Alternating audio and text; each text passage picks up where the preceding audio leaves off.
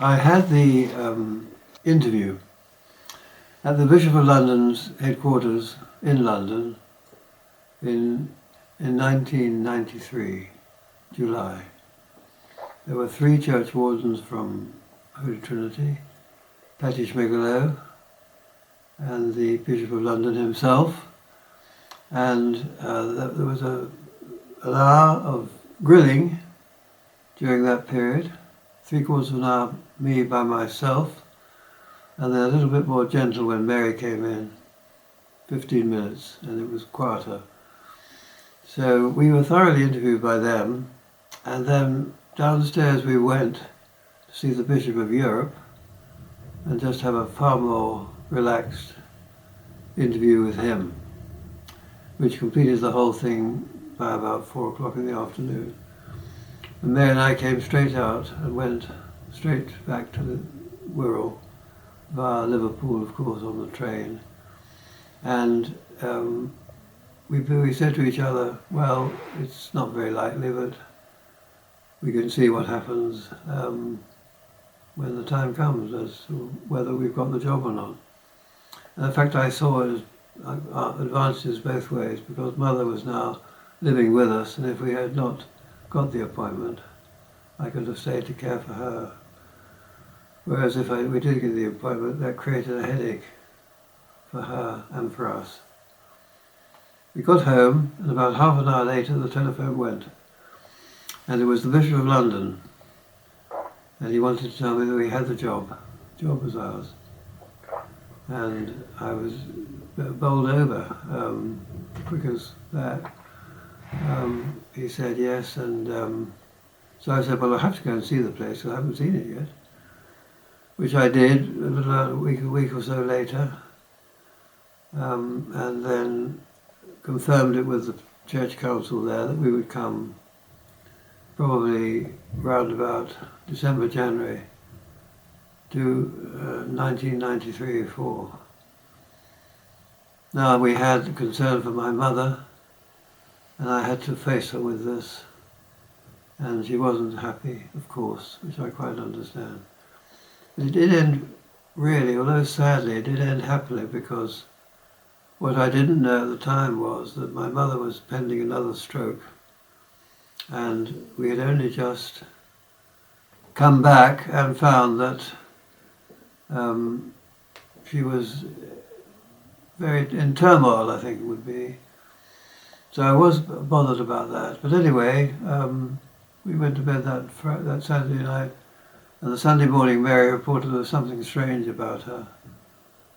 And it turned out to be another stroke. Cutting a long story short, we had her hospitalised, and at about 7 o'clock on Tuesday, 24th of August, I had a call from the the hospital, to say that my mother was dying. And I went back straight away, Carolyn with me, and I think Jonathan was also with us. And she died at 11 o'clock that night, thus solving the last very tricky problem that we had. Not that I would ever underestimate the sorrow and sadness that went with it for me and my brother, of course. It brought to an end a mother who had been a wonderful mother to both of us. So all it was now a question of bustling everything up at this end, which was the St Mary's Upton end, and then the other end, getting ourselves ready to go to Brussels, which is an entirely new enterprise and a completely new experience in every way. Going into a French-speaking situation, which I was pretty hopeless at languages, and but they were all challenges, and that's what we did. And cutting a long story short, it all came together. We went to Brussels at the beginning of January 1994. What we had to think about was to plan the future of a church which is very, very different from what we'd just come from. It was a city-centre parish church, rather it was actually a pro-cathedral to be exact. And I had been made Chancellor of the Cathedral, which sounds frankly snobby and upmarket, but I never used it very much. I was in fact the chaplain in Brussels, and I was happy and thrilled to be that. So we settled in, Mary and I, settled our boys in their schools. Carolyn was at Manchester University, and all that I have to leave to history because they can tell the stories there. My job was to plan the future and how to develop the ministry, how to move it on in a church which was fairly in need, I think, probably of having had a sick chaplain for some months, if not a year or so. And it was time to move it on in some way, and was my initial feeling. But you had to take a step at a time because you can't change everything overnight. Anyway, you haven't a clue really what does need changing overnight. What you need to identify is what is really in need of upgrading or a fresh look. So I thought to myself, it might be an idea to try and bring John Stott to Brussels and to use his wonderful gifts and drawing power of many people he has such worldwide authority. So I contacted him, and he wrote back to say that he couldn't come personally, but he could come with the London Institute, which suited me fine. And so we had an outstanding group of men booked for speakers for November 1996. And we built up a strong clientele, many people, advertising as far away as Paris in the Netherlands, as well as all the chaplaincies and churches in Brussels. And there was a massive turnout. We had, first of all,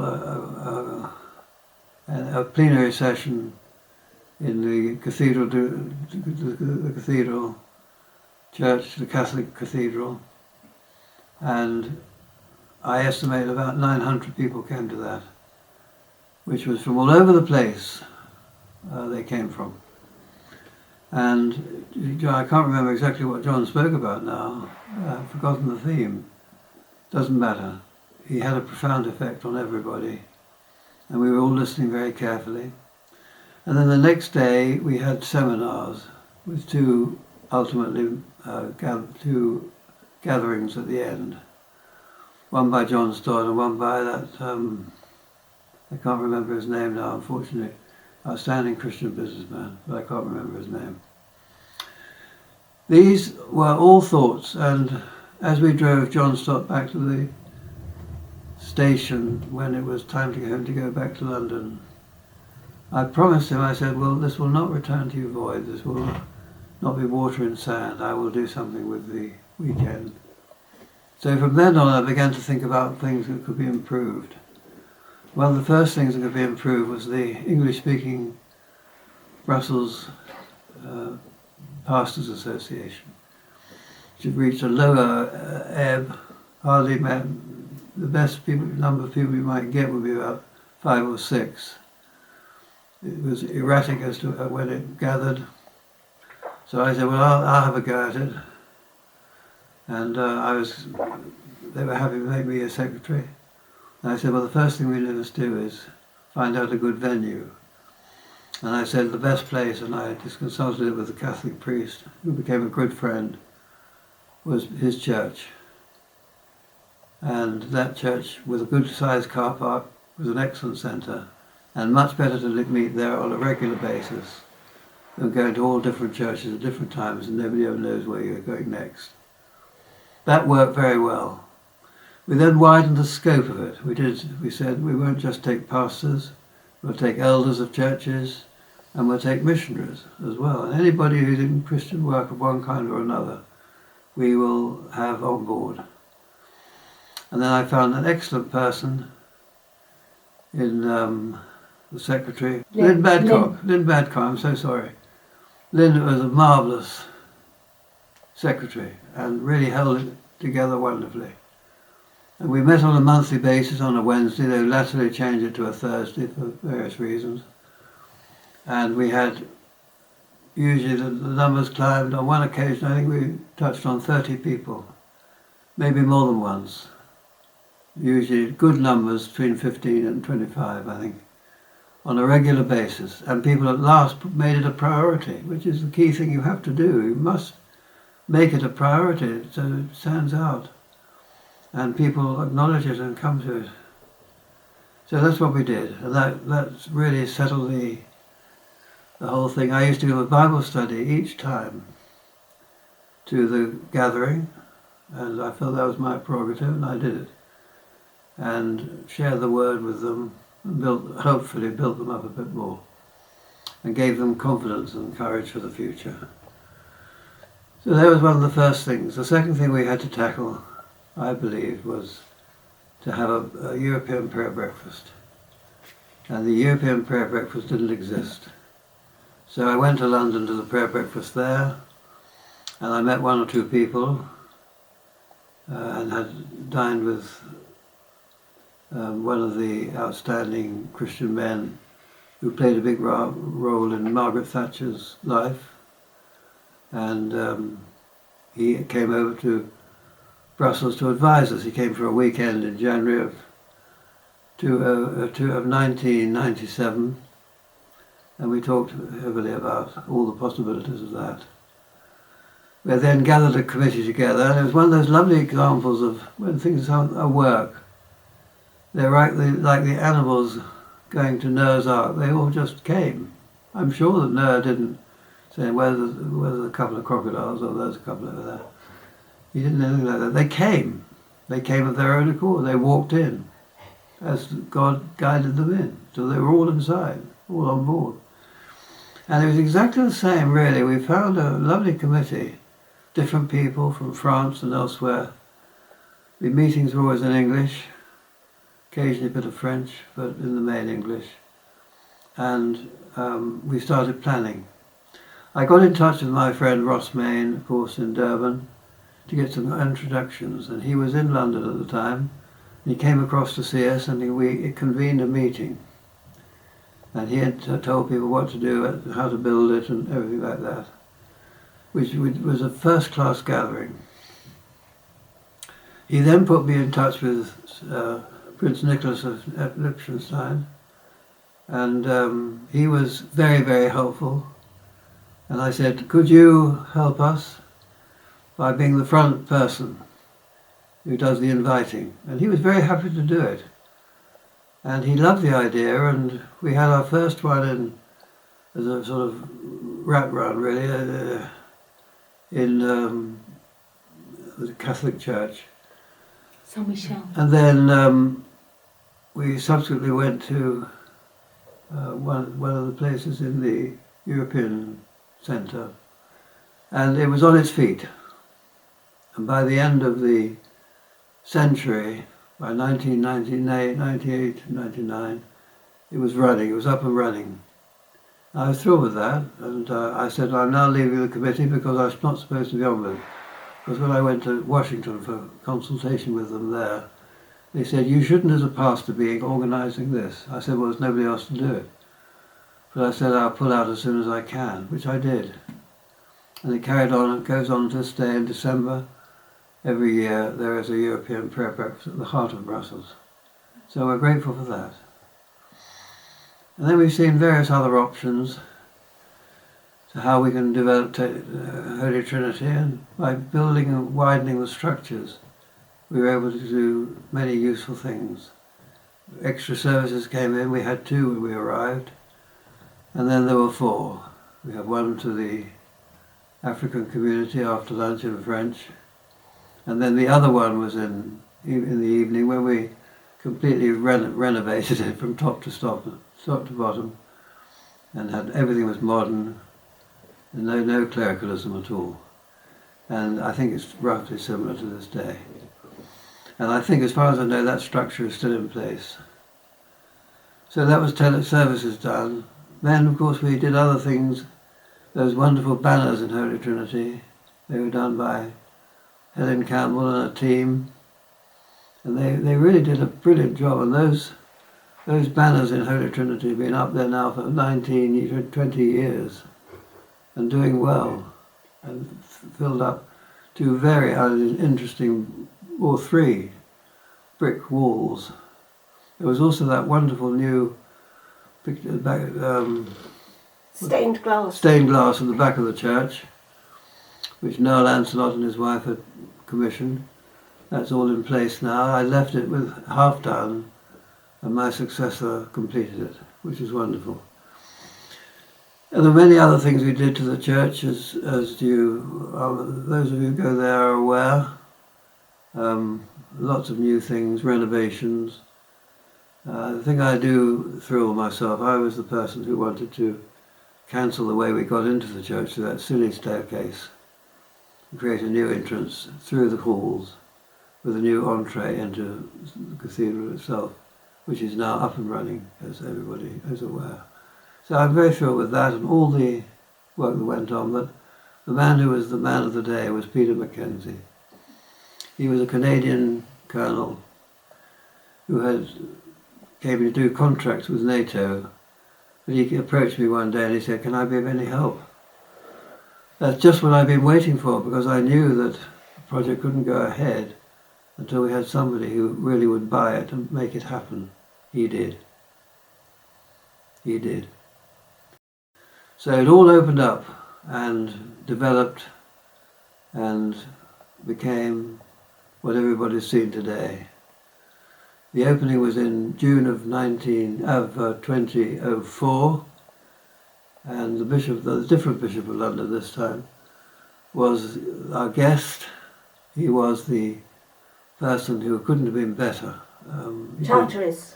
Charters, Bishop of London Charters, that's right. He did a great job, and he opened the place for us, and was very sweet to me. I should never forget it. They said 3 cheers for Nigel, who did it in the hall afterwards, and I was thrilled to bits with that. And it's not often bishops say three cheers to any of his clergy, but he did, and he did on that occasion. So that was lovely. That ended a massive project from my perspective, but there were still bits left undone, like Church House. The kitchen hadn't been quite finished. 1 or 2 other things were not quite ready. Today they're all up and running in a fantastic state, and one rejoices so much that so much happened. And perhaps more than any other church, my ministry is more clearly viewed in the buildings and the structures of Holy Trinity than any other church I served in the past. I think it was probably because I said at the beginning, may well have been due to John's illness, that things kind of slipped a bit perhaps, but not a lot. But it gave me the opportunity to identify what the problems were and how to improve things. So that ended our career as full-time clergy in the Church of England. I decided that the best and sensible thing to do now was to go up on the high and retire, which I did at the end of that year, having done 11 years in Brussels and loving every minute of it. Very happy too, because she was a linguist and loved using her languages, and the family the same, I think, to some degree anyway. So what happened? Well, then we went into retirement, and it wasn't long before wonderful opportunities opened up, and we were able to go to all kinds of different places in the next 18 years. They really were fantastic opportunities. The first one was a telephone call from a friend saying to me, would I be interested in going to Jersey for 3 months to run the church while the rector was on leave. I thought, well, gracious, yes, you bet I will. I said, I'd love to go to Jersey for 3 months. So it was all tied up for the then rector, to go to his sabbatical. And I went out, I was interviewed by him first, and he passed me. And we went out, though Mary not all the time, because her mother was still with us. So she had to come out a little bit. And I always remember Christmas that day because Richard came out and had Christmas with me. And he did a lovely Christmas lunch. And we only had ourselves, but we thought we'll invite somebody, so we invited an old lady. And she came and had it with us. And we had a lovely time together. And a very happy time it was. So that was our first Christmas there in Jersey. Then, of course, it finished in January. The rector came back. So we're quite sorry to leave for all those months. Except we had one commitment at Mitford in Northumberland. So I had to come out for about 2 or 3 weeks to go to this original commitment to Mitford, which is where Mary's cousin and her husband lived. And then we had other times, which I can't tell you all about now, it's not the time, but we went to Sydney, Australia, did a 3-month ministry there in the church St Paul's, South Coogee, which is South Sydney basically. That was a lovely time, and various other places we went to. Sark being the star in some ways, because Mary just loved it, because the island is only small, as you know. There are no cars on it. Everything's tractors and horses and bicycles. And we loved it. So we ran the church there on and off between December 2012 and Easter 2014. And we went back 7 times and worked with this other friend. So that really sums up what happened. It just remains to say that all my children married, which was lovely. Sadly, Carolyn's didn't quite work out. But all my children produced 3 grandchildren for each of us. Carolyn's, Rosanna, Maxie and Alex. Michael, Daniel, Matthew and Clay.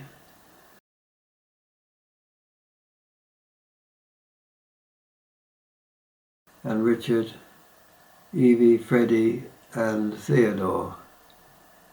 There they are, and the gap is roughly 15 years of age down to nearly a year.